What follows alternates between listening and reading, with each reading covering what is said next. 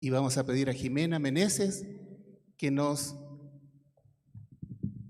ayude en este momento con esta oración. Jimena, por favor. Gracias. Los que podemos, nos podemos poner de rodillas. Y si no, permanecemos sentados.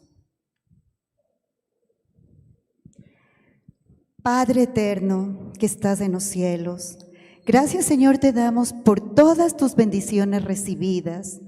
Gracias, Señor, porque tú has abierto puertas y has permitido, Señor, que ahora el Pastor Bor esté en nuestro medio para traernos mensajes de salvación.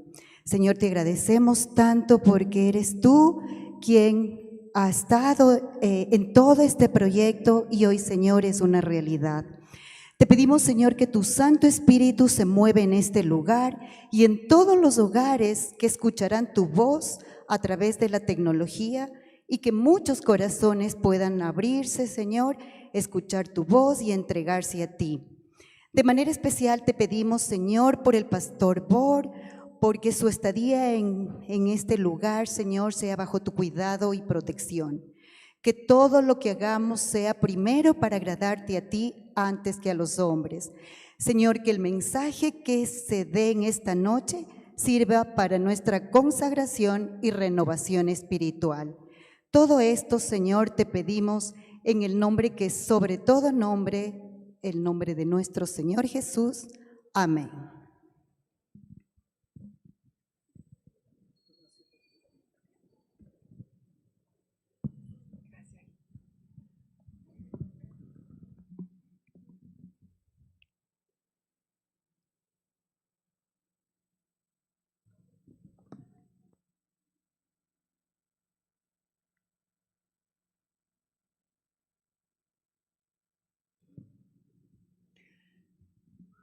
No sé qué te parece, Luis, pero como que el ambiente se llenó, no sé, de alegría, ya está la presencia de alguien aquí, Sí. ya por fin tan esperado, pero ya Y mismo, sobre todo ya porque falta hemos poco. invocado al Espíritu Santo para que esté en este lugar.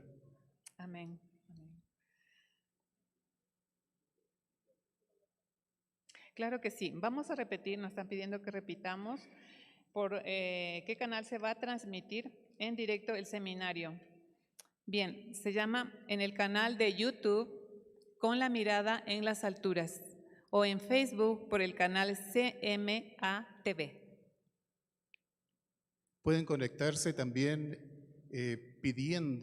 buscando en el buscador, ponen Pastor Esteban Bor en Ecuador.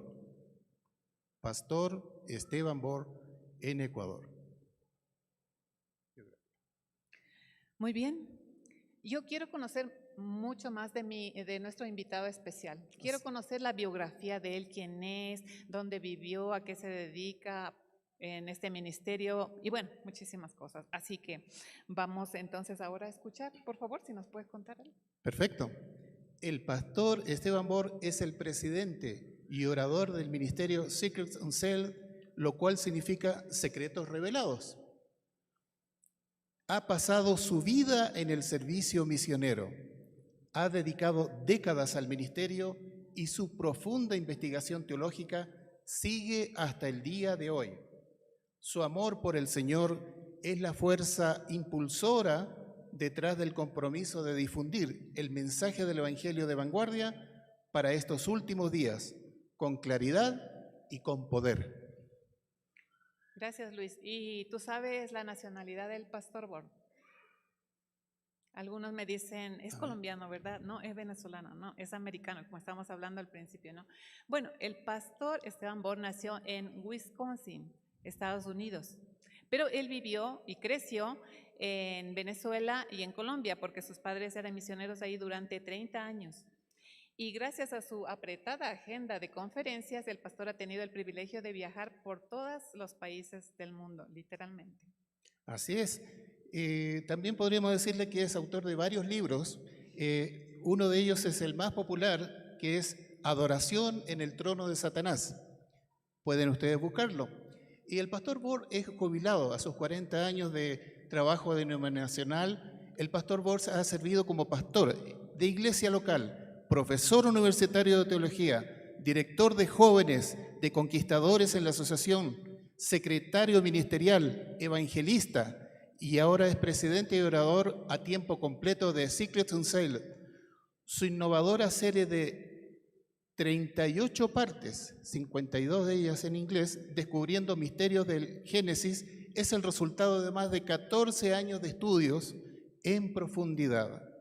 Su esposa Aurora, adivinen de dónde es.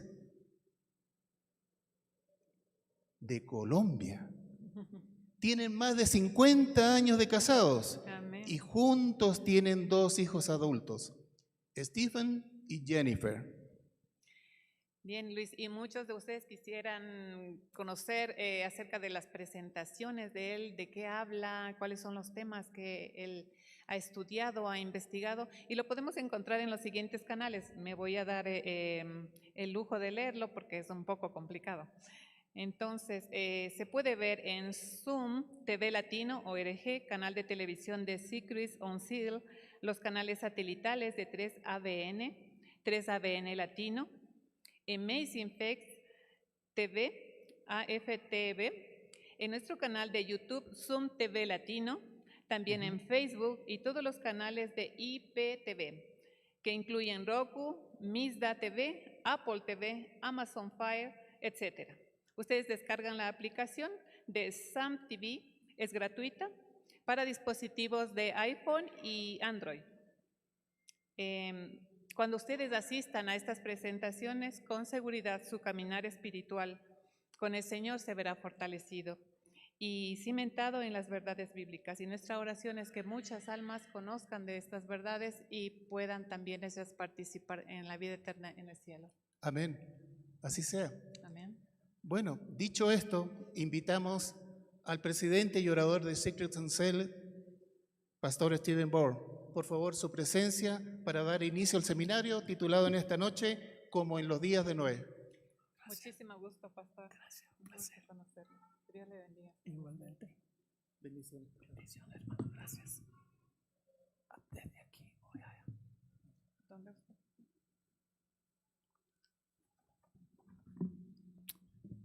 Muy buenas noches.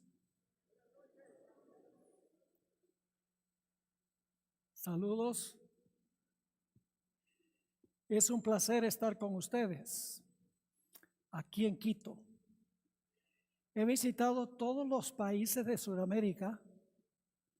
Había visitado todos, menos Ecuador, Bolivia y Uruguay.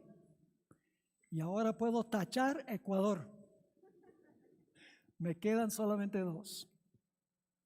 Me he dado cuenta que esta es una ciudad de altura, literalmente hablando. Siempre toca a uno acostumbrarse un poquito a la altura, más o menos 3,000 metros. Yo vivo a nivel del mar, pero me siento bien, me estoy adaptando. Quiero agradecerles por haber hecho acto de presencia esta noche. Quiero animarles que por favor hablen con otras personas para que vengan mañana. Los temas van a ser muy importantes. Algunos temas, algunos de ustedes los habrán escuchado. Le he agregado material, le he quitado, he reorganizado algunos, pero hay varios temas que son completamente nuevos, que no he predicado en ninguna parte. Así que animen a sus vecinos, sus amigos, sus familiares, etcétera, para que vengan todas las noches a las 6:30, y el sábado vamos a tener 2 sesiones, una sesión durante el culto divino y una segunda sesión por la tarde, y cada noche será seguida por una sesión de preguntas y respuestas. Así que vamos a disfrutar esta semana del estudio de la Santa Palabra de Dios. Quiero traerle un saludo muy cordial de la hermandad a donde yo vivo. Hemos estado viviendo ahí por 26 años. Los últimos 20 años de mi ministerio los pasé pastoreando la misma iglesia. la Iglesia Central de Fresno, California. Como se mencionó, yo me crié, en realidad la mayor parte de mi niñez la pasé en Venezuela. Luego después, más adelante en mi vida, enseñé teología en la Universidad Adventista de Colombia por 6 años y estudié teología en la misma institución por 6 años. A veces la gente me pregunta, pastor, ¿por qué habla tan bien español si tiene cara de gringo? Y entonces cuando yo les explico ahora sí entiendo. Bueno, el título de nuestro tema de esta noche es ¿Cómo en los días de Noé? Es un tema que encontramos en la serie de Génesis, que es la más larga que hemos preparado, 38 horas de material sobre Génesis. He decidido comenzar con este tema porque nosotros hoy estamos viviendo lo que ocurría antes del diluvio. Cuando yo grabé la serie no habían pasado muchas cosas que están pasando ahora en el mundo. Desastres por todas partes, terremotos, huracanes, tornados, luchas políticas, guerras y rumores de guerras, mucho más ahora que en el pasado. Así que queremos comenzar con una oración y luego entramos de lleno a nuestro estudio. Oremos. Nuestro Padre y nuestro Dios, te damos gracias por el grato privilegio de encontrarnos en este lugar. Te damos gracias por tu palabra, una guía segura en un mundo que anda tan confundido. Te ruego, Señor, que al abrir tu palabra esta noche, que no regrese a ti vacía, sino que haga un impacto en nuestras mentes y nuestros corazones. Ayúdanos a entender los tiempos en que estamos viviendo para que podamos prepararnos para los eventos que pronto estallarán en este planeta. Gracias te damos por la promesa de tu presencia y reclamamos esa promesa en el precioso y poderoso nombre, que es sobre todo nombre, el nombre de Jesús. Amén. Quiero invitarles a abrir sus Biblias conmigo al libro de Génesis, el capítulo 6. Génesis, el capítulo 6. Y vamos a leer el versículo 5 y entonces vamos a ir a los versículos 11 y 12. Ahora, antes de leer estos versículos, quiero mencionar algo del contexto, cuándo están ocurriendo los eventos de los cuales vamos a leer. La Biblia nos dice que un tiempo después de la creación y el pecado, Caín mató a su hermano Abel.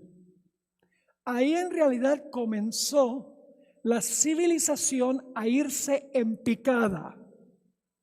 Entre la creación y el diluvio pasaron más o menos 1656 años. Indudablemente este planeta tenía muchísimos habitantes. Imagínense, los hombres vivían hasta tener casi 1000 años. No había prácticamente enfermedad. La vitalidad era probablemente 20 veces mayor que la que tenemos hoy en día. Es decir, que el mundo era muy distinto. La Biblia nos dice, sin embargo, que el mundo en solo 1656 años se degeneró, de tal manera que Dios tuvo que destruir el mundo con un diluvio. Vamos a leer ahora Génesis 6, 5 y el versículo 11 y 12 para ver cuán terrible se volvió la situación en el planeta. Dice, y vio Jehová que la maldad de los hombres era mucha en la tierra y que todo designio de los pensamientos del corazón de ellos era de continuo solamente el mal. Fíjense las expresiones. La maldad mucha en la tierra. De continuo solamente el mal existía. Y el versículo 11 y 12 nos dice cuál fue el resultado. Dice, y se corrompió la tierra delante de Dios, y estaba la tierra llena de violencia. Y miró Dios la tierra, y he aquí que estaba corrompida, porque toda carne había corrompido su camino sobre la tierra. ¿Cómo es que el mundo llegó a esta situación en tan solo 1656 años? Un planeta indudablemente poblado en todas partes del planeta. La Biblia nos dice qué fue lo que causó que el mundo llegara a esta situación. En el mismo capítulo 6, el versículo 1 y 2, y luego el versículo 4, nos dice cuál fue la causa de la maldad del mundo.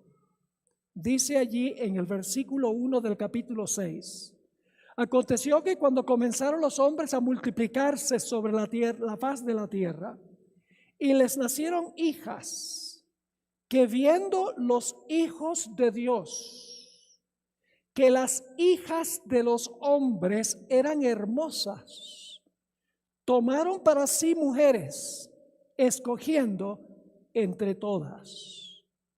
Hubo una mezcla entre los hijos de Dios y las hijas de los hombres.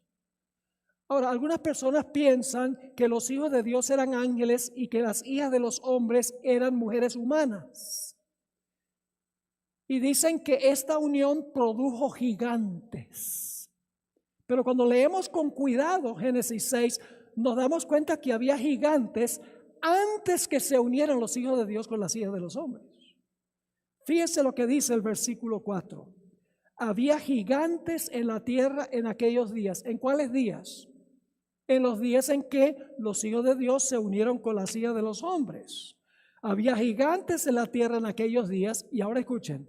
Y también después que se llegaron los hijos de Dios a las hijas de los hombres. Es decir, había gigantes antes y había gigantes ¿qué?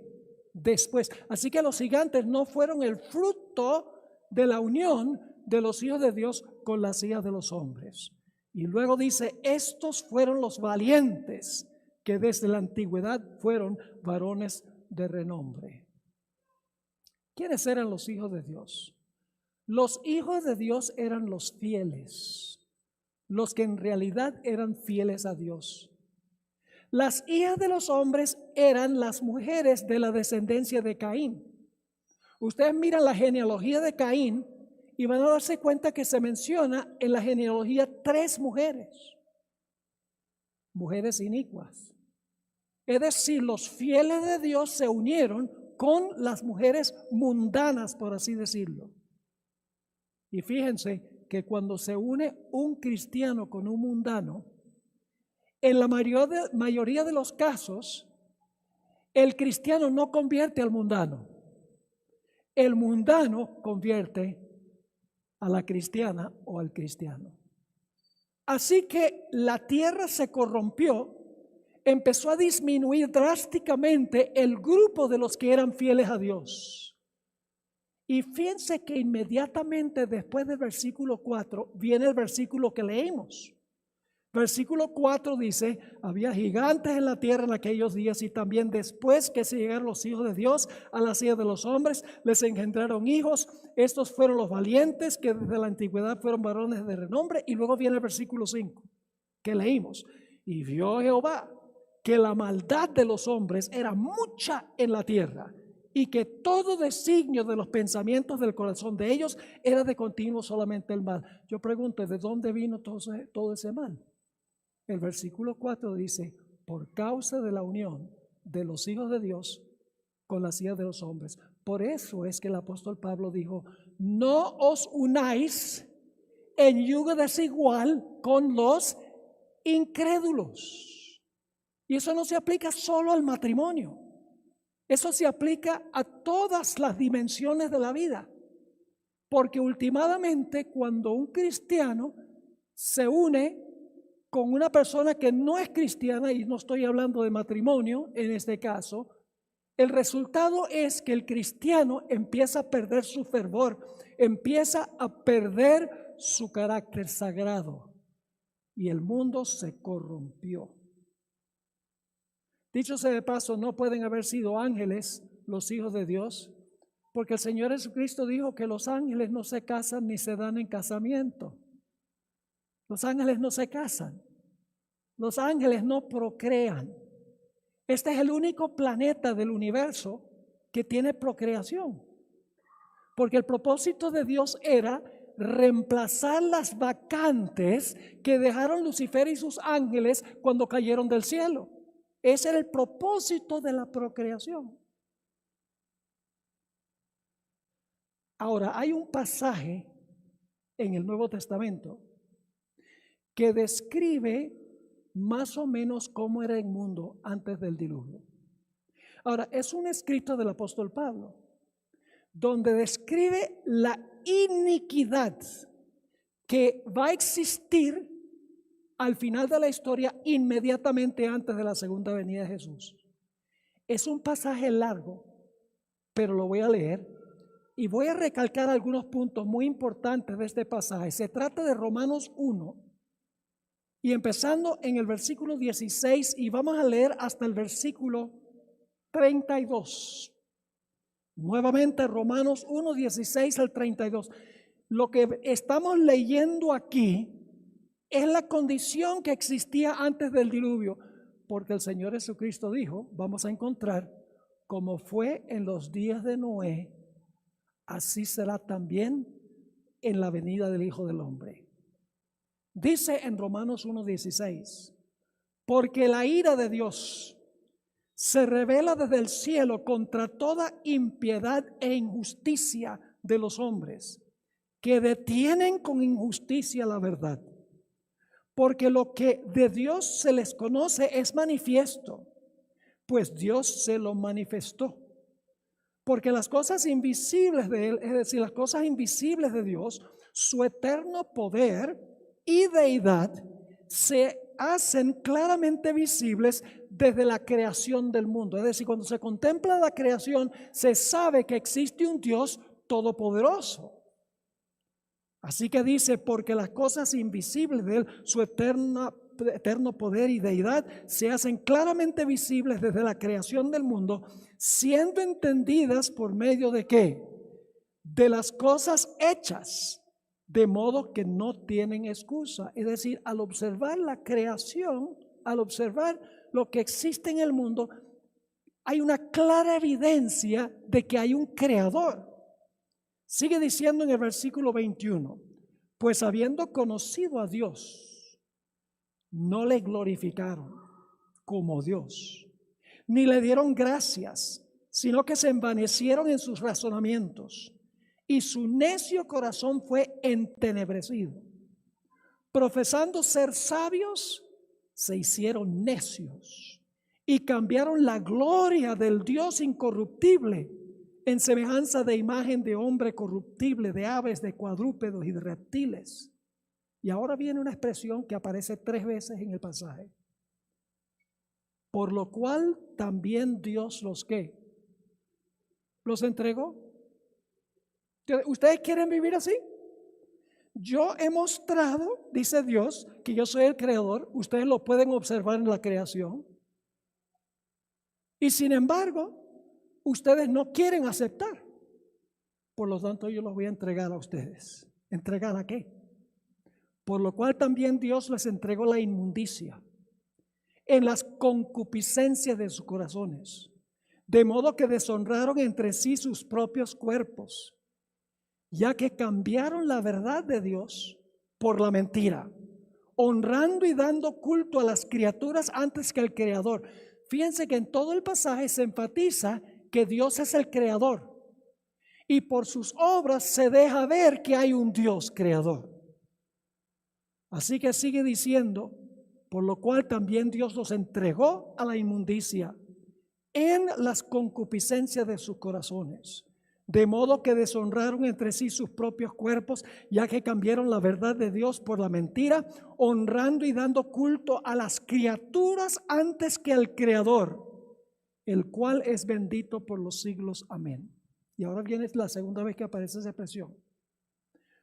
Por esto Dios los ¿qué? ¿Ustedes quieren hacer esto? Yo los dejo. Por esto Dios los entregó a pasiones vergonzosas, pues aún sus mujeres cambiaron el uso natural por el que es contra naturaleza. Y de igual modo también los hombres, dejando el uso natural de la mujer, se encendieron en su lascivia unos con otros, cometiendo hechos vergonzosos, hombres con hombres, y recibiendo en sí mismos la retribución debida a su extravío. ¿Esto lo estamos viviendo hoy? ¿Sí o no? Se está viviendo a nivel global. Y luego dice, y como ellos no aprobaron tener en cuenta a Dios, es decir, querían expulsar a Dios de sus pensamientos, aquí viene la tercera vez, Dios los ¿qué? Los entregó a una mente reprobada para hacer cosas que no convienen, estando atestados de toda injusticia, fornicación, perversidad, avaricia, maldad, llenos de envidia, homicidios, contiendas, engaños y malignidades, murmuradores, detractores, aborrecedores de Dios, injuriosos, soberbios, altivos, inventores de males, desobedientes a los padres, necios, desleales, sin afecto natural, implacables, sin misericordia. ¿Cómo les parece ese catálogo de males? ¿Lo estamos viendo hoy? Sí, mis hermanos y hermanas. Versículo 32. Quienes habiendo entendido el juicio de Dios, son personas que saben que Dios va a juzgar, que los que practican tales cosas son dignos ¿de qué? De muerte, pero no solamente los que las practican, porque sigue diciendo, no solo las hacen, sino que también se complacen con los que las practican. Hacerse el de la vista gorda ante lo que está pasando. Dos puntos claves. Dios deja, si la gente decide que quiere vivir así, Dios lo entrega. Dios ha dado evidencia clara de que Él es el creador, pero Dios le permite la opción a la gente para que ellos decidan si van a seguir las enseñanzas y las prácticas de Dios o no. Esta es una descripción que en el libro El Hogar Cristiano, la sierva del Señor dice que esta es la condición en la cual se encontrará el mundo poco antes de la segunda venida de Jesús. Y lo estamos presenciando hoy en día delante de nuestros propios ojos. Pero ahora quiero que noten algo muy interesante. Y es que Dios nunca destruye sin primero dar una advertencia. Dios no destruye a los que son ignorantes. Dios no destruye a aquellas personas que no saben. El pasaje nos dice que ellos saben que esto está mal. Y por lo tanto Dios tiene un remanente fiel. En medio de toda la iniquidad, Dios tiene un remanente, un pequeño grupo fiel. Hoy en día la gente cree que la mayoría está con Dios. Me preguntan, ¿cuántos miembros tiene su iglesia? Yo digo, mi iglesia tiene 25 millones. La mía tiene 1,000 millones. La mayoría nunca ha estado con Dios. La minoría ha estado con Dios. No se pierden el tema de mañana y el de pasado mañana. Así que en este mundo inicuo había un pequeño remanente fiel que no practicaba ni se hacían los de la vista gorda ante lo que estaba sucediendo. Ese remanente era Noé, primordialmente, y lo acompañó su familia en el arca. Vamos a leer Génesis 6:9 y luego el capítulo 7 y el versículo 1 sobre este remanente fiel en medio de un mundo donde todo designio de los pensamientos del hombre era de continuo solamente el mal. Dice en Génesis 6:9, estas son las generaciones de Noé. Noé, varón que justo, era perfecto en sus generaciones. ¿Y con quién caminaba Noé? Con Dios caminó Noé. Había uno que caminaba con el Señor. En ese mundo donde indudablemente había millones, en 1656 años. También el capítulo 7 y el versículo 1 describe a este remanente fiel. Dijo luego Jehová a Noé, entra tú y toda tu casa en el arca, porque a ti he visto justo delante de mí en esta generación. Así que en medio de este mundo de maldad, de iniquidad, había un pequeño remanente fiel. Como en este mundo hoy, Dios tiene un pequeño remanente fiel también. Y ese remanente fiel, como ya hemos visto, se llamaba Noé, varón justo, varón perfecto, que caminaba con Dios. Así que Dios ahora le dice al mundo antediluviano, yo les voy a dar un periodo de gracia, les voy a dar un periodo de oportunidad para cambiar sus caminos. Y ese periodo eran 120 años. Noten lo que dice Génesis, el capítulo 6 y el versículo 3. Génesis 6 y el versículo 3. Dios nunca destruye sin mandar un poderoso mensaje antes. Ustedes pueden verlo en todos los casos en la Biblia. Cuando Dios destruye una ciudad, Dios da mucha luz antes. Yo pregunto, cuando Dios destruyó Sodoma y Gomorra, ¿les dio mucha luz antes? Sí. 2 ángeles fueron a Sodoma. ¿No es así? Tenían cerca a Abraham. Lot era un hombre justo, según dice en las epístolas pastorales.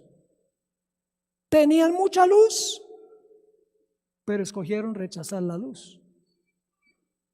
Así que Dios dice, ahora yo les voy a dar un periodo de gracia. Durante ese tiempo, ustedes tienen oportunidad de cambiar sus caminos. Dice en Génesis 6 y el versículo 3, y dijo Jehová, no contenderá mi espíritu, no contenderá mi espíritu con el hombre para siempre. Yo pregunto, ¿la paciencia de Dios tiene límites? El amor de Dios no tiene límites, pero la paciencia de Dios tiene límites. Dios está poniendo un límite aquí. Está diciendo, porque ciertamente Él, el hombre, es carne, mas serán sus días, ¿cuánto tiempo? 120 años. Así que Dios dice, voy a dar 120 años de gracia. Y entonces Dios toma a ese remanente, Noé, para proclamar el mensaje. Durante esos 120 años, Noé predicó. Ahora, en Génesis no dice que Noé predicó, pero sí lo dice en 2 de Pedro 2:5. Hay que buscar todo lo que dice la Biblia en cuanto a Génesis. No podemos quedarnos solamente en Génesis. En 2 de Pedro 2:5, hablando del diluvio, dice, y si no perdonó al mundo antiguo, sino que guardó a Noé. ¿Y qué hacía Noé? Pregonero de justicia. Esa palabra pregonero es la misma palabra que se traduce predicar en el Nuevo Testamento, queruso. Es decir, Noé predicaba justicia. ¿Qué le estaba diciendo a la gente? Entréguense al Señor. El Señor tiene gracia, les ha dado un periodo de oportunidad. Cambien sus caminos. ¿Estuvo acompañado el mensaje de Noé por el Espíritu Santo? Sí, porque dice, no contenderá mi ¿qué? Mi espíritu. Así que Noé predica, ¿y quién fortalece el mensaje? El espíritu. No solo eso, sino que el mensaje de Noé fue un mensaje de juicio. Un mensaje acompañado por el poder del Espíritu Santo y un mensaje de juicio. ¿Cómo sabemos eso? La palabra contenderá, que se usa allí en Génesis 6:3, casi en todos los casos del Antiguo Testamento se traduce juzgar. Yo pregunto, cuando terminó Noé de predicar, ¿cuántos grupos había? ¿Cuántos grupos había cuando terminó de predicar? 2. Los que estaban dentro del arca y los que estaban ¿qué? Fuera del arca. ¿Qué es un juicio? Un juicio divide a los justos de los injustos. ¿Dividió el mensaje de Noé a los justos de los injustos? Sí, fue un mensaje de juicio. Pero no solo eso, hermanos y hermanas. Noé no solamente predicó, sino que construyó. Dice en Hebreos 11:7, por la fe Noé, cuando fue advertido por Dios de cosas que aún no se veían, con temor preparó el arca, en que su casa se salvase, y por esa fe condenó al mundo y fue hecho heredero de la justicia que viene por la fe. ¿Cómo es que Noé condenó al mundo? Mis hermanos y hermanas, apreciadas visitas, antes del diluvio no había llovido. No había lluvia antes del diluvio. Ustedes recuerdan que este planeta estaba cubierto de agua antes de la semana de la creación, ¿correcto? El segundo día Dios tomó parte del agua y la colocó arriba, se llama las ventanas del cielo, y tomó parte del agua y lo colocó debajo, que se conoce como las fuentes del abismo. Dividió las aguas de las aguas. Y entonces la pregunta es, ¿y cómo se regaba entonces la tierra?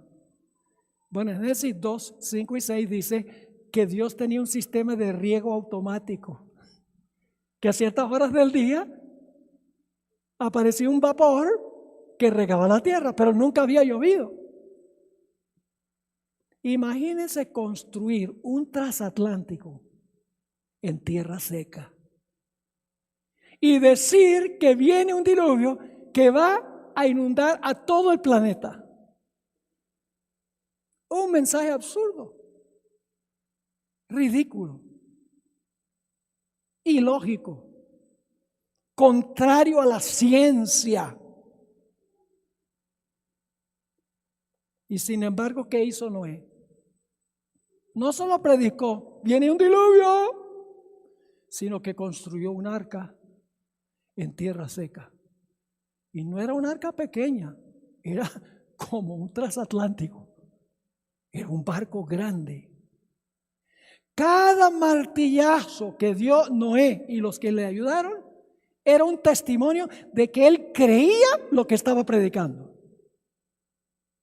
Porque si no hubiera dicho, viene un diluvio, va a venir un diluvio, se va a inundar toda la tierra. Y la gente dice, ¿qué? ¿Cómo nos vamos a salvar? Dios proveerá. Noé demostró su fe por sus obras.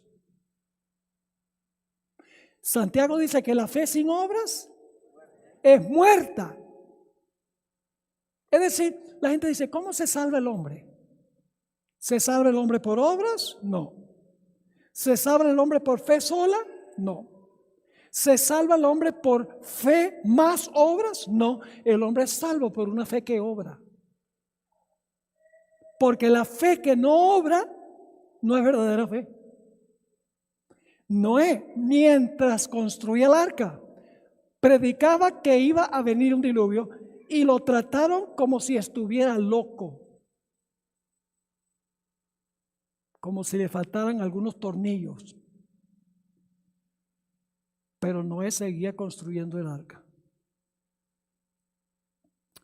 Le dio el último martillazo al arca y entonces viene el siguiente evento. se describe en Génesis 7 y el versículo 16. Génesis 7 y el versículo 16. ¿Han leído en cuanto a los animales que vinieron al arca? O sea, hay una versión de Hollywood de Noé. Y los hijos de Noé están con sogas por allá y están alando a los animales. ¡Ah, métete al arca!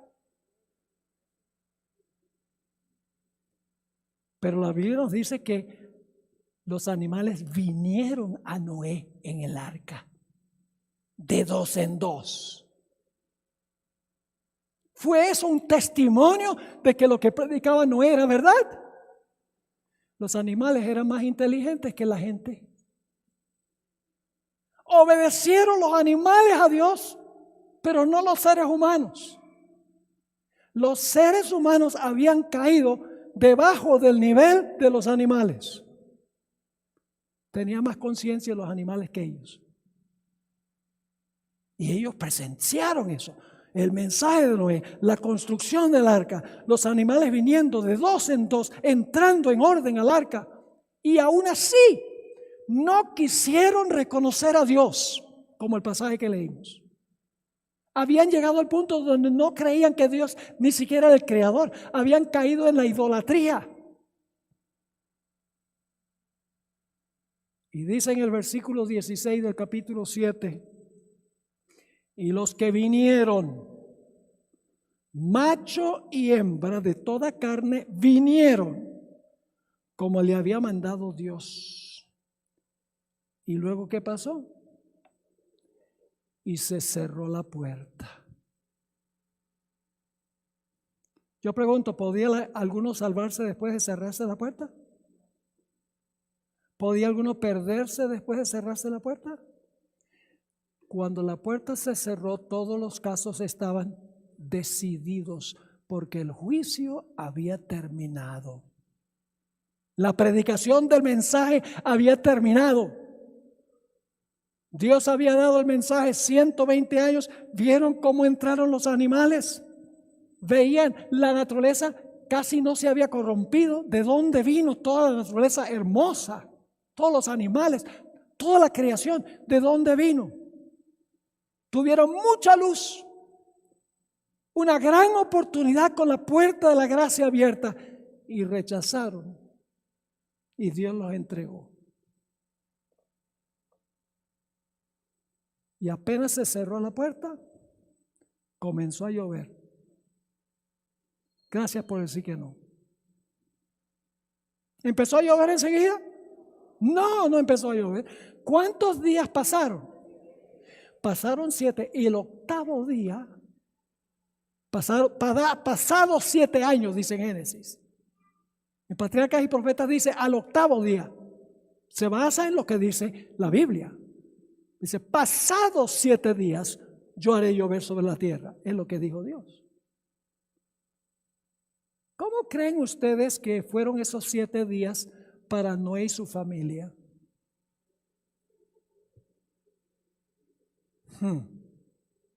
Primer día, cielo azul.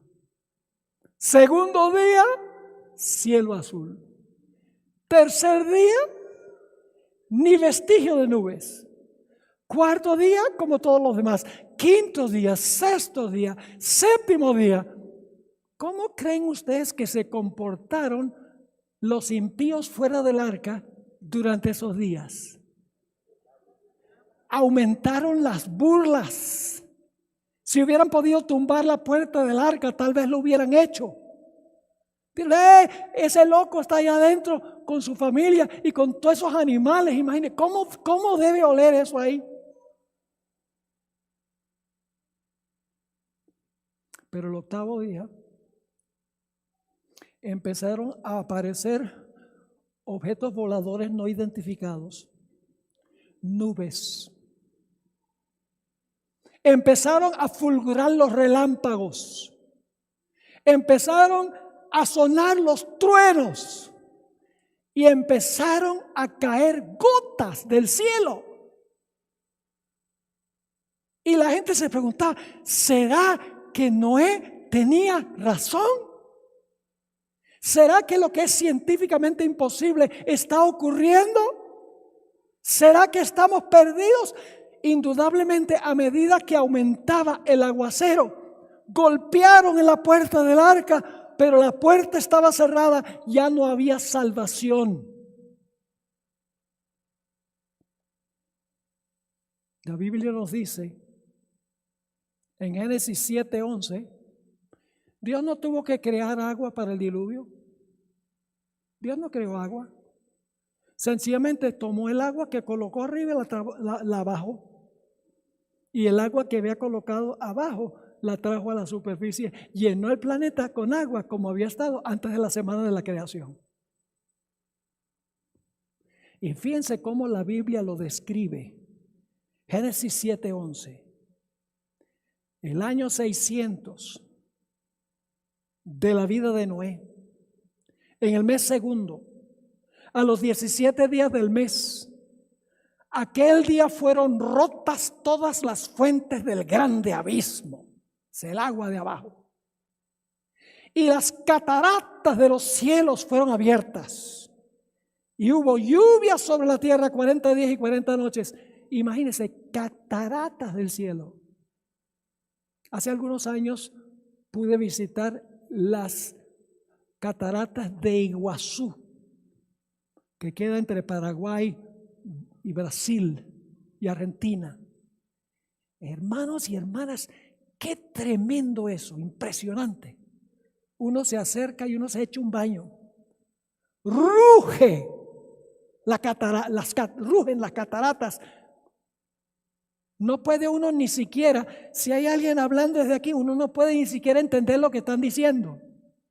Pero imagínense cataratas así en todo el planeta.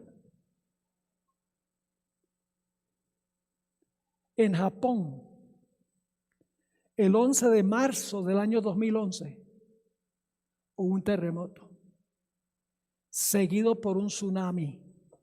¿Se acuerdan? ¿Algunos lo vieron? Mire, cuando yo vi eso en televisión, esto debe haber sido una película de Hollywood. Porque uno veía árboles, automóviles, gente, muebles, entrando 1,5 kilómetros a tierra que antes era seca, arrasando con todo lo que había. Pero eso fue solamente en Japón. El libro Patriarcas y Profetas, que es uno de mis favoritos, describe cómo fue el cataclismo. La página 87 y 88 dice: el agua se veía caer de las nubes cual enormes cataratas. Los ríos se salieron de madre e inundaron los valles. Torrentes de agua brotaban de la tierra con fuerza indescriptible, chorros de agua. Arrojando, ahora escuchen esto, arrojando al aire a centenares de pies. 1 metro tiene más o menos 3 pies. Macizas rocas. Fíjense esto, arrojando al aire a centenares de pies, macizas rocas que al caer se sepultaban profundamente en el suelo. A medida que la violencia de la tempestad aumentaba, árboles, edificios, rocas y tierra eran lanzados en todas las direcciones. El terror de los hombres y los animales era indescriptible. Por encima del rugido de la tempestad podían escucharse los lamentos de un pueblo que había despreciado la autoridad de Dios. ¿Dónde estaba Satanás durante el diluvio? Mojándose. Dios lo obligó a quedarse aquí. ¿Y cómo sabemos eso, pastor? Le explico. Antes de la semana de la creación, dice Génesis que la tierra estaba ¿qué? Desordenada y vacía, y la tierra estaba cubierta ¿de qué? De agua. ¿Saben que el mundo va a volver a esa condición? Jeremías vio este mundo después de la segunda venida de Jesús. Dice en Jeremías 4:23, Jeremías está describiendo la segunda venida de Cristo. Miré a la tierra y he aquí que estaba desordenada y vacía. La misma expresión de Génesis. Y a los cielos y no había en ellos luz. ¿Había luz en los cielos cuando el planeta estaba cubierto de agua? No, porque el primer día Dios dice, ¿sea qué? Sea la luz. Así que dice, miré a la tierra, he aquí que estaba asolada y vacía, y a los cielos y no había en ellos luz. Miré los montes y he aquí que temblaban y todos los collados fueron destruidos. Ahora, ¿qué va a pasar con Satanás durante los 1000 años cuando la tierra está desordenada y vacía y vuelve a la condición en que se encontraba en Génesis? ¿A dónde va a estar el diablo? Aquí. En prisión, dice Apocalipsis 20. Obligado a quedarse acá para ver toda la ruina que él ha causado.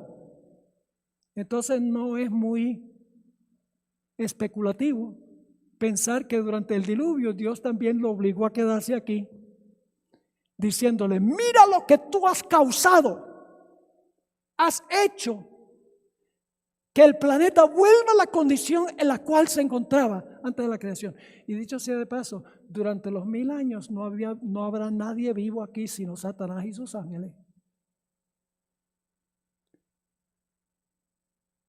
¿Está claro? Así que Satanás fue obligado a quedarse aquí. Ahora, el Señor Jesucristo se refirió al diluvio y dijo que se iba a repetir lo que ocurrió allá. Dicho sea de paso, ¿saben que en el idioma griego hay 3 palabras que se traducen diluvio? Una de las palabras es pótamos, de donde conseguimos la palabra potable, pótamos. Y de ahí viene la palabra hipopótamo. Hipo significa bajo y pótamos agua. El hipopótamo nada debajo del agua. Esa es la palabra común. Por ejemplo, el hombre que construyó su casa sobre la peña y vino el diluvio y la casa no se cayó. Otro construyó su casa en la arena, vino el diluvio, vino el pótamos y no quedó nada de la casa. Pero hay una palabra en el Antiguo Testamento que se usa solo para el diluvio en los días de Noé. En hebreo hay 9 palabras que se traducen diluvio, pero una de ellas se usa solo para el diluvio en los días de Noé. La palabra Mabul. Y en el Nuevo Testamento también hay una palabra que se usa única y exclusivamente para el diluvio en los días de Noé. La palabra cataclismo. ¿Existe esa palabra en español? Cataclismo. Mejor, una catástrofe. El diluvio fue un diluvio fuera de un diluvio común y corriente. Ahora vamos a Mateo 24. Mateo 24, 37 al 39. Porque podríamos pensar, bueno, todo lo que hemos hablado es historia. Pero una historia que se va a repetir. Dice ahí en Mateo 24, 37 lo siguiente. Está hablando aquí Jesús. Mas como en los días de Noé, así será la venida del Hijo del Hombre. ¿Cuáles son los 2 eventos que está comparando Jesús? Como fue allá, así será. Entonces, ¿nos ayuda a entender lo que pasó allá? ¿Nos ayuda a entender lo que va a pasar? Sí. Y no lo digo yo, lo dice Jesús. Mas como en los días de Noé, así será la venida del Hijo del Hombre. Porque como en los días antes del diluvio, dice, como en los días antes del diluvio, estaban comiendo y bebiendo, casándose y dando en casamiento. Eso significa que estaban llevando la vida rutinaria, común y corriente. Y ahora quiero que noten que la palabra hasta se usa 2 veces. Aparece 2 veces y marca 2 puntos de tiempo. Así que dice, estaban comiendo y bebiendo, casándose y dando en casamiento hasta el día en que Noé entró en el arca. Es el primer punto de tiempo. Y luego dice, y no conocieron, ¿qué cosa? Hasta que vino el diluvio. ¿Y cuándo pasó eso? El primer hasta es cuando se cierra la puerta. El segundo hasta es cuando viene ¿qué? El diluvio. No entendieron, los que estaban afuera no entendieron hasta que vino el diluvio. ¿Qué fue lo que no entendieron hasta que vino el diluvio? Los que estaban afuera.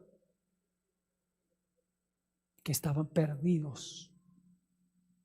¿Cuándo supieron que estaban perdidos? Cuando comenzó a llover. ¿Sabían que estaban perdidos durante los 7 días? No.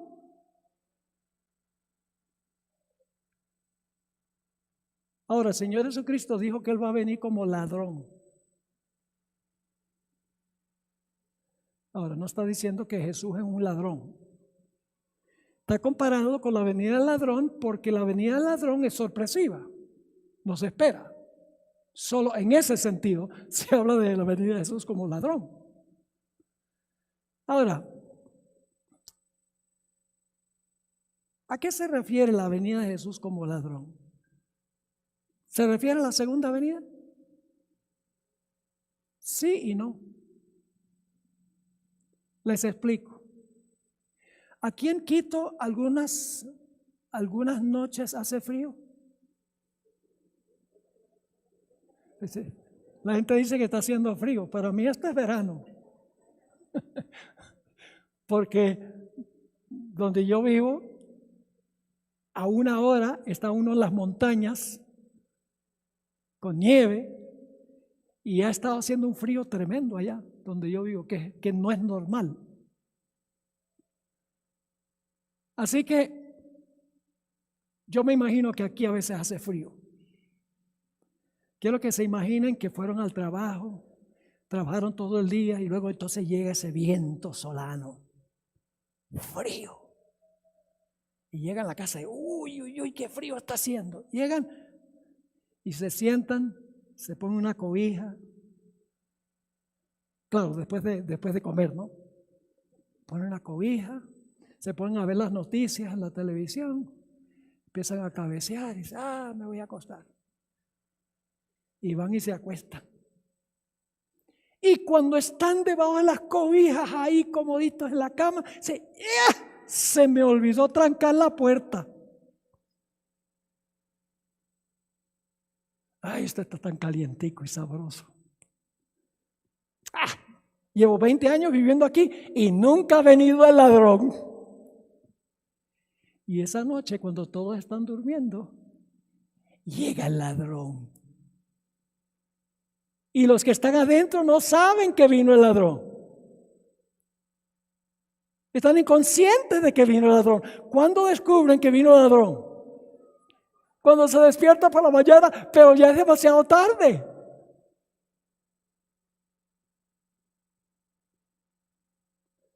¿Qué significa la venida de Jesús como ladrón? Significa que la puerta de la gracia se va a cerrar y la mayoría de la gente en el mundo va a estar inconsciente de que la puerta se cerró. ¿Cuándo van a descubrir que la puerta se cerró y están perdidos? Cuando vean a Cristo viniendo en las nubes del cielo, pero ya es demasiado tarde. ¿Están entendiendo? La venida del ladrón. Y fíjense que Dios siempre primero cierra la puerta y después viene la destrucción. Ustedes pueden ver varios casos en la Biblia donde Dios primero cierra la puerta, pasa un tiempo y luego entonces viene la destrucción. Por ejemplo, la puerta de la gracia se cerró para la nación judía en el año 34, al concluir las 70 semanas, pero la destrucción no vino sino hasta el año 70. en la Babilonia del Antiguo Testamento, cuando Belsasar estaba haciendo su banquete. Primero Dios anunció: ha sido pesado en la balanza, ha sido hallado falto. Tu reino es dado a los persas y a los medos. Pero todavía no le había pasado el reino a ellos. Todavía no había muerto Belsasar. Después de un tiempo, esa noche, murió Belsasar y los medos y persas tomaron el reino. Pero Dios lo anunció antes. Se cerró la puerta antes. Podríamos decir Sodoma y Gomorra. Dios anunció a Sodoma y Gomorra. ¿Hubo una puerta cerrada en Sodoma y Gomorra antes de la destrucción? Sí. ¿Te recuerdan? Que una noche todos los varones de la ciudad, incluyendo jóvenes y viejos, se reunieron alrededor de la casa de Lot, porque habían visto que los 2 ángeles habían llegado a su casa. Y Lot era hospitalario. Y todos los hombres le dijeron a Lot: sácanos a esos hombres, que queremos conocerlos. No conocerlos así como yo los conozco a ustedes. Adán conoció a su mujer y ella concibió un hijo. Los depravados de Sodoma querían tener relaciones sexuales con los ángeles, hombres con hombres. Y dice que hacían violencia a Lot. Y los ángeles tomaron a Lot y lo metieron a la casa. ¿Y qué hicieron? Cerraron la puerta. Cuando la puerta se cerró la puerta de la gracia para Sodoma y las ciudades de la llanura. La mayoría de los cristianos creen que ellos pueden esperar hasta que Cristo venga en las nubes y dice: ¡ah, yo soy tuyo! No. La puerta se va a cerrar primero y después viene un tiempo de angustia, como tuvo Noé y su familia en el arca. Y los impíos se van a volver más altaneros de día en día contra los fieles de Dios. Por eso nosotros tenemos que encomendarnos al Señor. Tenemos que tener una relación estrecha, íntima con el Señor Jesús. Que nada ni nadie sacuda nuestra fe y nuestra confianza en Él. Ahora quiero darle un par de ejemplos ya para concluir. ¿Será posible que la puerta de la gracia, cuando se cierre, va a tomar a la mayoría del mundo por sorpresa? Yo pregunto, ¿el cierre de la puerta fue una sorpresa para los antediluvianos? Claro, ellos no sabían que estaban perdidos. ¿Cuándo se dieron cuenta que estaban perdidos? Cuando comenzó a llover. La puerta de la gracia se va a cerrar para el mundo antes que Jesús venga. Pero cuando Jesús venga, los que no se prepararon se van a dar cuenta que están perdidos. El miércoles 13 de noviembre de 1985, la ciudad de Armero, en Colombia, quedó completamente sepultada por una avalancha de barro cuando estalló el volcán Nevado del Ruiz. Los habitantes de la ciudad estaban confiados que si había una erupción del volcán, el barro iba a seguir el cauce del río que fluía al occidente de la ciudad, pero no contaban con que una gigantesca roca iba a caer en el cauce del río y desviar el barro a la ciudad de Armero. En una sola noche perecieron 22,000 personas. La pregunta clave es: ¿no podría haberse salvado toda esa gente? ¿Acaso no había señales de que algo iba a ocurrir? La respuesta es sí. ¿Por qué fueron tomados por sorpresa? El día después del desastre, yo estaba volando a Colombia para predicar en un lugar y el piloto dijo: voy a bajar el avión para que puedan ver lo que era Armero, y lo único que uno veía era techos de zinc brillando en el sol. completamente sepultado. El siguiente día apareció en el periódico El Espectador, uno de los periódicos principales de Colombia, un artículo escrito por Rodolfo Rodríguez Calderón. El título del artículo era "Un desastre anunciado". Y él dio todos los datos de las señales que hubo antes que estallara el volcán. Y voy a compartir esos detalles con ustedes. 11 meses antes que estallara el volcán había empezado a escupir humo. Debido al calor intenso de la montaña, la nieve se derritió y se formó hielo, una sólida masa de hielo. El nivel del agua de los ríos aumentó drásticamente porque la nieve se derritió y los cauces de los ríos aumentaron tremendamente. La fumarola de ceniza el primer día alcanzaba 50 metros. El segundo día había aumentado a 300 metros y el día antes de que estallara el volcán, la fumarola había alcanzado una altura de 5.500 metros. El 11 de septiembre la tierra empezó a temblar, alcanzando una intensidad de 3.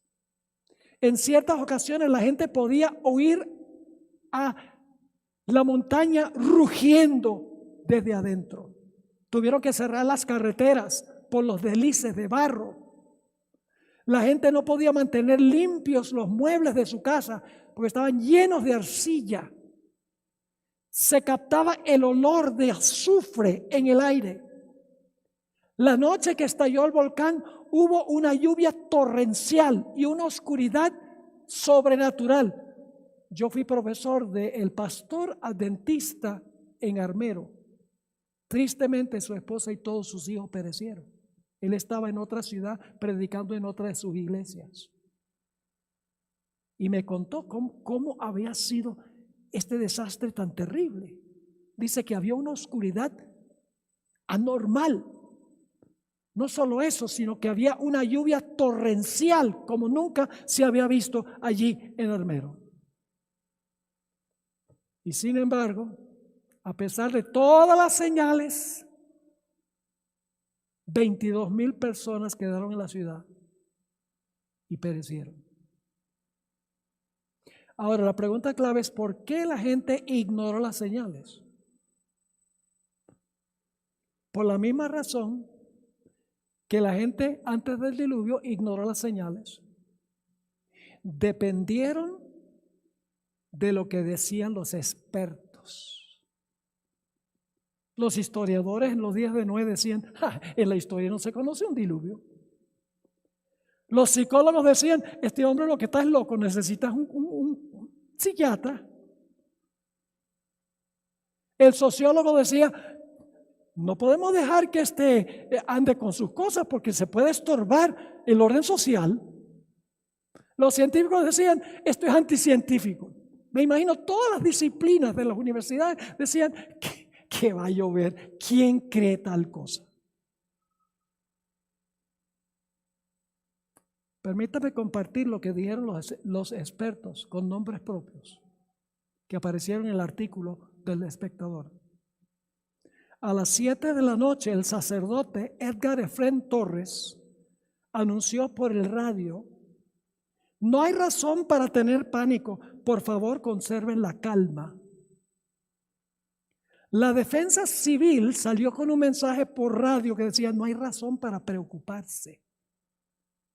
El obispo del pueblo, Augusto Osorio, advirtió al pueblo que tuviera cuidado con los fanáticos que querían dar la impresión de que algo terrible iba a pasar. El alcalde de la ciudad dijo: no se preocupen. Después del desastre, el gobernador del departamento de Tolima afirmó: el desastre no se podría haber predicho de antemano. El científico colombiano Jaime Villegas Velázquez dijo: este volcán nunca estallará, nada va a pasar, tengan cuidado con las especulaciones y las exageraciones. El secretario de Minas, Iván Duque Escobar, dijo, nada pasará. Aún el geólogo de Estados Unidos, Darrell Hurd, había dicho, es muy improbable que la ciudad pueda ser sepultada por rocas, lava o barro. Y el Comité Regional de Emergencias impartió un mensaje por radio, no esperen que las ventanas se quiebren, no esperen oscuridad, ni lava corriendo cuesta abajo, no esperen una gran cantidad de ceniza, entre otras cosas. En vez de hacerle caso a las señales, le hicieron caso a los expertos. ¿Hay peligro de que ocurra lo mismo hoy? Porque las disciplinas en las universidades de hoy son básicamente ateas. Están enseñando es la teoría de la evolución. Para la mayoría de los departamentos en las universidades seculares, la idea de que un Dios personal creó el mundo en 7 días es absurdo. No tiene sentido. Pero la Biblia dice que sí. No se pierdan el tema de mañana. Vamos a hablar de la importancia de la Biblia en la crisis final, en estos últimos días. O creemos lo que dice Dios o creemos lo que dicen los seres humanos, que no están iluminados por Dios. Ahora quiero terminar con esto. Yo creo que por todo lo que estamos viendo en el mundo hoy, la puerta de la gracia está muy próxima a cerrarse. Para el mundo, como en los días de Noé. Pero escuchen lo que voy a decir. Hay 2 cierres de la gracia. El primer cierre de la gracia es individual. El segundo cierre de la gracia es global. Hemos hablado esta noche del global. Cuando se cierra la puerta para todo el mundo. Pero hay un cierre de gracia individual también. Cuando una persona se muere, la puerta de la gracia se cerró. En Hebreos 9:27 dice, es menester que el hombre muera una vez y después el juicio. La gente dice, yo algún día me voy a entregar al Señor. Hay tiempo. Puedo esperar. Pero si llegásemos a morir esta noche fuera de Jesús, sería algo muy serio, porque nuestro caso queda decidido para siempre. La Biblia nos dice que los muertos en Cristo resucitarán primero. Lo crucial es estar en Cristo, recibirle como Salvador y como Señor en la vida, creer en su palabra, tal cual está escrita, por más absurda que parezca ante los seres humanos. Tener una relación estrecha, íntima con Jesús. A veces la gente me pregunta, porque yo viajo mucho en avión, he viajado más de 7 millones de kilómetros desde 1991. Y no falta alguien que diga, pastor, ¿usted no le da miedo viajar en avión? Y yo le digo, no. ¿Por qué? Porque se puede caer. Sí. ¿Y qué tiene eso? Se muere.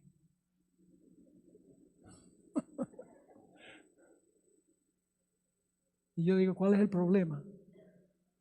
¿No tiene miedo de morir? No. Pues estoy en Cristo.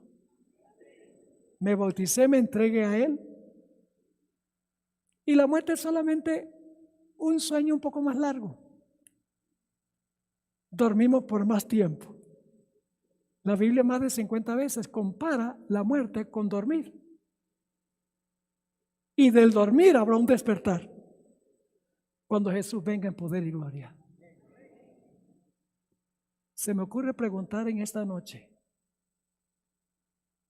¿cuántos quieren agradecerle al Señor por habernos dado un camino de escape? Que podemos unirnos con Cristo Jesús, nuestro Salvador personal, y podemos tener paz y tranquilidad en nuestra vida sin preocupación de lo que nos pueda pasar. ¿Quieren darle gracias a Dios por eso? Gloria al Señor, hermanos y hermanas, apreciadas visitas. Pero ahora quiero ser un poquito más directo. ¿Hay alguien aquí que todavía no ha hecho una entrega total y completa a Cristo Jesús como Salvador? Y la forma que se manifieste es a través del bautismo.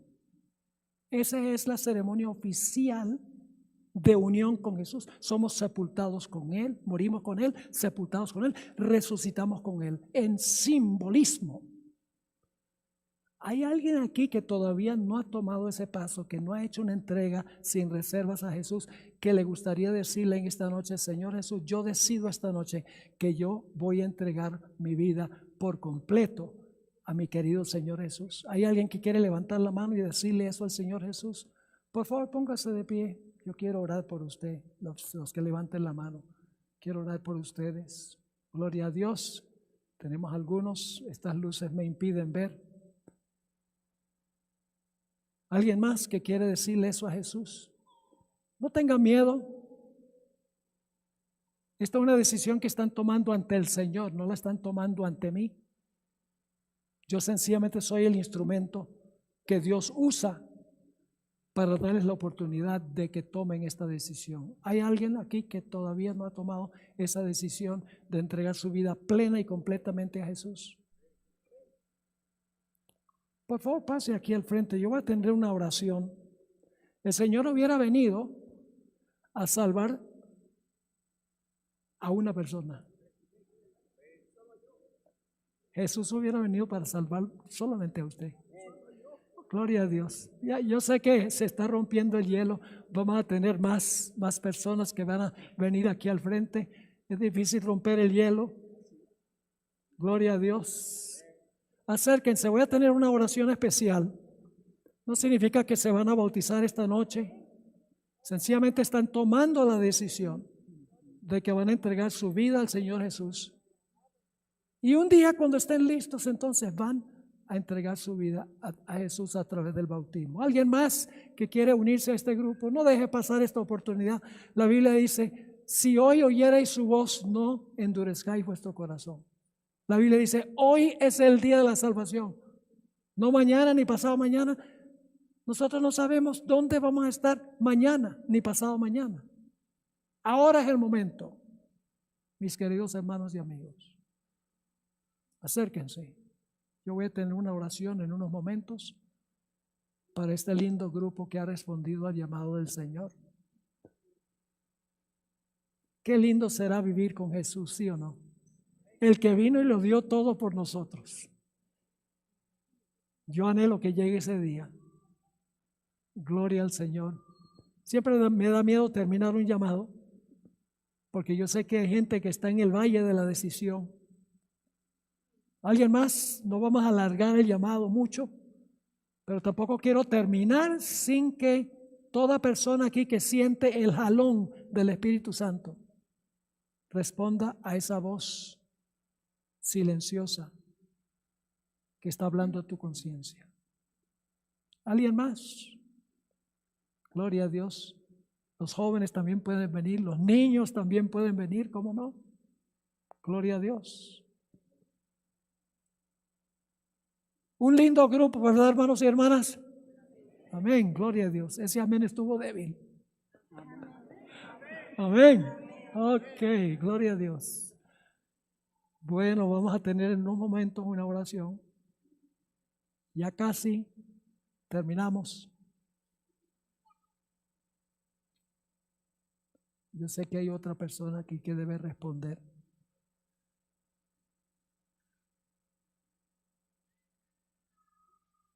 Gloria a Dios. Gloria al Señor. Algunos más se unen a este grupo. Bueno, voy a tener una palabra de oración para pedir que Dios bendiga a este lindo grupo y que muy pronto ya han hecho su decisión de unirse con Jesús esta noche. Eso es un hecho. Y muy pronto puedan ya en la ceremonia bautismal anunciar públicamente la decisión que han tomado esta noche. Oremos. Padre Celestial, gracias te damos porque nos has dado un camino de escape, porque no dejaste que este mundo pereciera, sino porque amas a este mundo, enviaste a tu Hijo precioso para vivir por nosotros y morir por nosotros. Te doy gracias por este lindo grupo que ha respondido al llamado. Te doy gracias porque han tomado su decisión de unirse al Señor Jesucristo como Salvador y Señor. Te ruego, Señor, que muy pronto puedan anunciarlo públicamente a través de una ceremonia bautismal. Posiblemente aquí hay otras personas que sienten el jalón del Espíritu Santo en este momento, pero algo impide, hay un obstáculo que impide que respondan al llamado. Te ruego, Señor, que en este mismo instante quites de su corazón ese obstáculo y que aún antes de terminar esta oración, esa persona venga aquí al frente y se una a este grupo, porque también quiero orar por esa persona. Gracias te damos, Padre, por habernos acompañado y por responder a esta oración, porque te lo imploramos en el nombre que es sobre todo nombre, el nombre precioso de Cristo Jesús.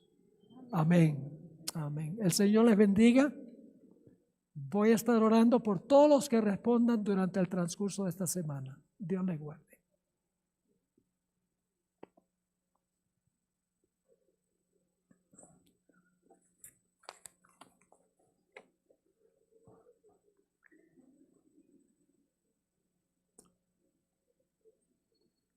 Yo me quedo por acá para tener la oración después del especial.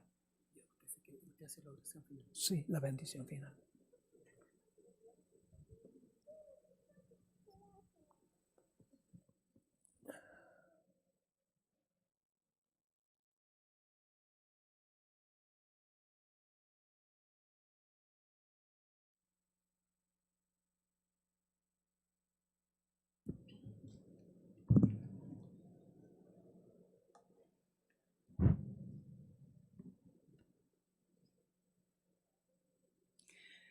No voy a preguntar cuántos estamos felices porque se nos ve a todos completamente felices, gozosos. Qué misericordia de Dios, Luis, qué condescendencia hacia el hombre. Dios dio evidencias de ser nuestro creador, nos dio la oportunidad de conocer estas verdades, de saber qué condición va a tener este mundo al final.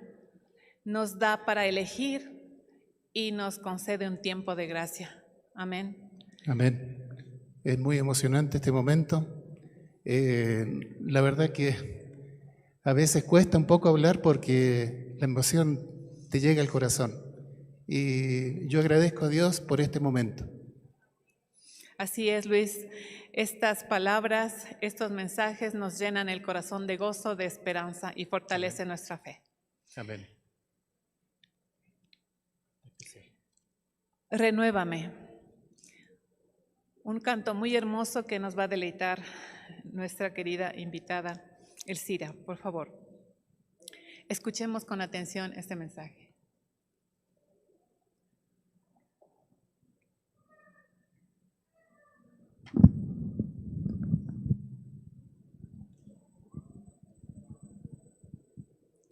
Pidamos al Señor que Él renueve nuestra mente y nuestro corazón, nuestra alma, y nos transforme.